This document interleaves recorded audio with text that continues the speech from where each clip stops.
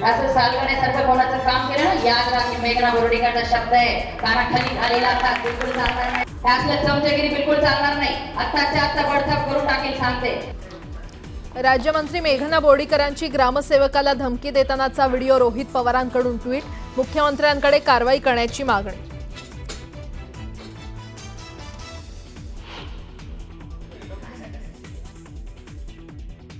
आपल्या बाबत चाललंय का सरकारचा पैसा वापरला जात असेल एवढी अक्कल आपण ठेवायची, बाकी काय करायचं. मंत्री संजय शिरसाट यांच्या वक्तव्यानं राजकारण तापण्याची शक्यता.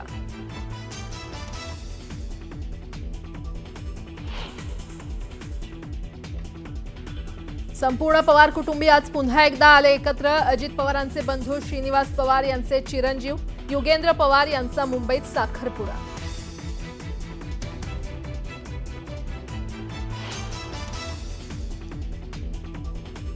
खासगी क्लासमध्ये बेंचवर बसण्याच्या वादातून मुलाची हत्या. नाशिकच्या सातपूर भागातली धक्कादायक घटना. 2 अल्पवयीन मुलं ताब्यात.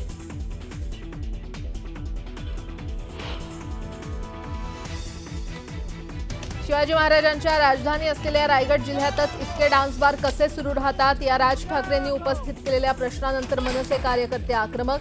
पनवेलच्या कोण गावातील डान्स बारची तोडफोड.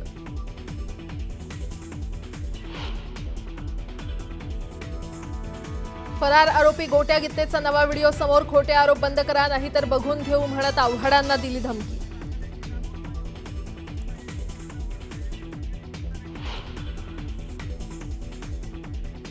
जम्मू काश्मीरच्या कुलगाममध्ये सुरक्षा दल आणि दहशतवाद्यांमध्ये चकमक. चकमकीत लष्कर ए तोयबाचे 2 दहशतवादी ठार. सुरक्षा दलांकडून परिसराची नाकाबंदी.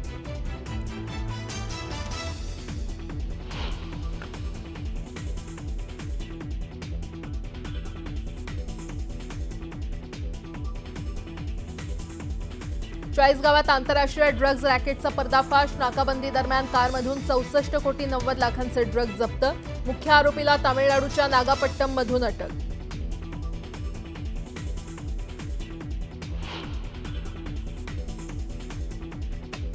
राजस्थानच्या बारामध्ये भरधाव कारनं 10 पेक्षा जास्त जणांना चिरडलं. अपघातानंतर फरार झालेल्या कार चालकाचा शोध सुरू.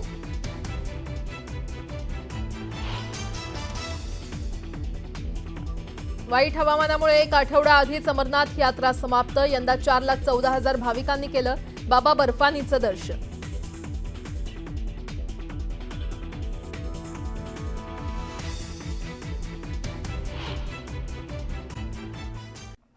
महायुती सरकारमधल्या राज्यमंत्री मेघना बोर्डीकर पुन्हा वादात सापडलेले आहेत आणि बोर्डीकरांनी भर कार्यक्रमात एका ग्रामसेवकाला कानाखाली मारण्याची धमकी दिली आहे. त्याचबरोबर त्याला सेवेतून बडतर्फ करण्याचा इशारा देखील दिला. आमदार रोहित पवार यांनी त्यांच्या अरेरावीचा व्हिडिओ पोस्ट केलाय. त्याचबरोबर मुख्यमंत्र्यांना कारवाई करण्याची मागणी केली आहे. पनवेलमधील डान्स बार मनसैनिकांनी फोडला. शेकापच्या मेळाव्यात भाषण करताना राज ठाकरे यांनी रायगड जिल्ह्यातील डान्स बारविषयी भाष्य केलं होतं. रायगडमध्ये परप्रांतीयांचे सर्वाधिक अनधिकृत डान्स बार आहेत असा उल्लेख राज ठाकरे यांनी केला होता आणि त्यानंतर अवघ्या 12 तासातच पनवेलमधील डान्स बार मनसे कार्यकर्त्यांनी फोडला. पनवेलमधील नाईट रायडर हा डान्स बार फोडण्यात आलाय.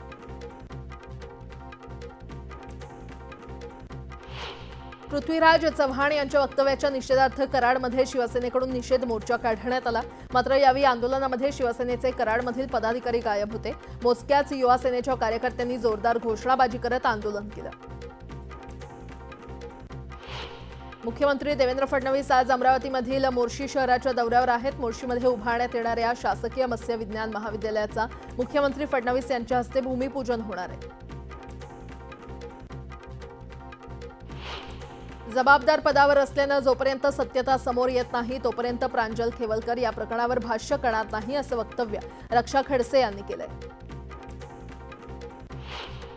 सांगलीच्या भिगवणमध्ये 9 ऑगस्टला ऊस परिषदेचं आयोजन करण्यात आल्याची माहिती शेतकरी संघटनेचे नेते रघुनाथ दादा पाटील यांनी दिली.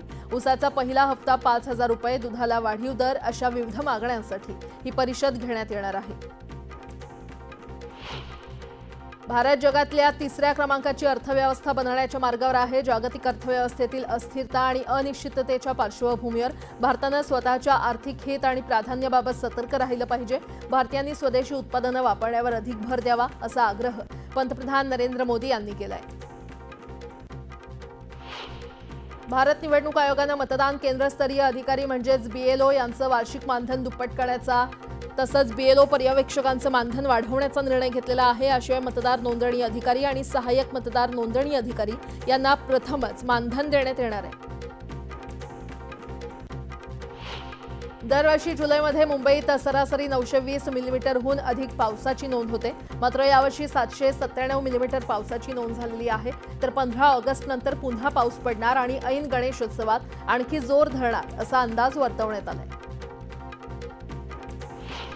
यंदा खरीपाच्या पेरणीखालील क्षेत्र गेल्या वर्षीच्या तुलनेत जास्त असण्याची शक्यता आहे असं संशोधन संस्था इक्रानं म्हटलेलं आहे. सकारात्मक मान्सूनमुळे यंदा 76% भागावर खरीपाच्या पेरण्या झालेल्या आहेत. यंदाच्या पेरण्यांमध्ये जुलै 2025 पर्यंत वार्षिक 4% वाढ होऊ शकते.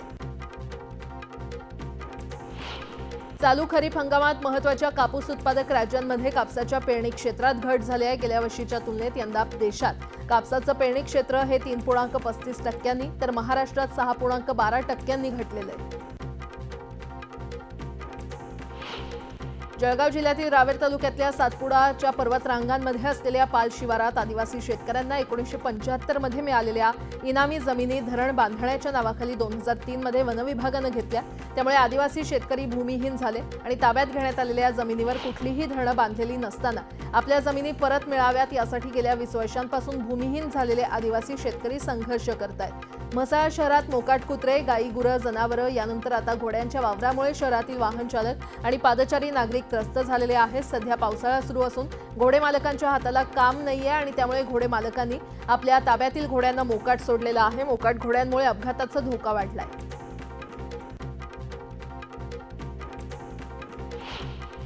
पालघरच्या मनोरवाडा भिवंडी महामार्गावर बर्निंग ट्रकचा थरार पाहायला मिळाला. खुपरीजवळ मालवाहतूक करणाऱ्या धावत्या ट्रकला भीषण आग लागली. या आगीमध्ये मालासह संपूर्ण ट्रक जळून खाक झालाय.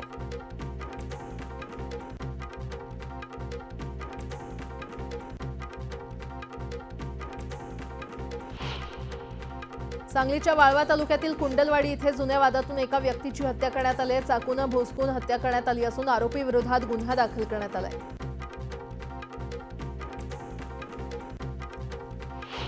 नाशिकच्या बळी मंदिरातील पारायणाला जाण्यासाठी निघालेल्या एका वृद्ध महिलेला भरधाव ट्रकनं चिरडलं. यात महिलेचा जागीच मृत्यू झाला. या अपघातानंतर ट्रक चालकानं पळ काढला असून पोलिसांकडून त्याचा शोध घेतला जातोय.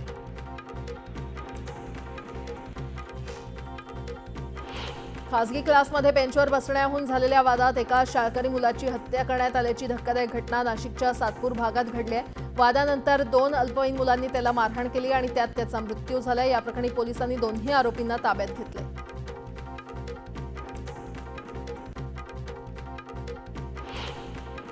चाळीसगाव पोलिसांनी आंतरराष्ट्रीय ड्रग्ज रॅकेटचा पर्दाफाश केलाय. 24 जुलै रोजी नाकेबंदी दरम्यान एका कारमधून पोलिसांनी तब्बल 64 कोटी 90 लाख रुपये किमतीचे एफेंटामाइन ड्रग्ज जप्त केलं होतं. या ड्रग्ज प्रकरणातील मुख्य सूत्रधाराला पोलिसांनी तामिळनाडूतील नागापट्टम जिल्ह्यातून अटक केलेली आहे. ओव्हल कसोटी सामन्यामध्ये भारतानं इंग्लंडला विजयासाठी 374 धावांचं आव्हान दिलंय. दुसऱ्या डावात भारतानं 396 धावा बनवल्या. यशस्वी जयस्वालनं 118 धावांची धडाकेबाज खेळी केली.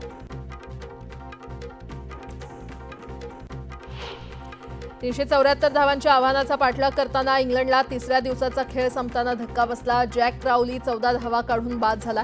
तर इंग्लंड विजयापासून 350 धावा दूर आहे.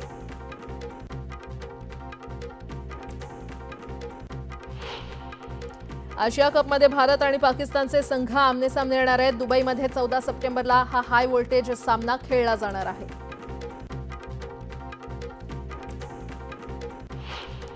बॅडमिंटनपटू सायना नेहवाल आणि तिचा नवरा कश्यप यांच्या नात्यामध्ये नवीन घडामोड घडली आहे. दोघांनीही घटस्फोट न घेता पुन्हा एकत्र येण्याचा निर्णय घेतलेला आहे. सोशल मीडियावर पोस्ट करत सायना नेहवालनं ही माहिती दिली.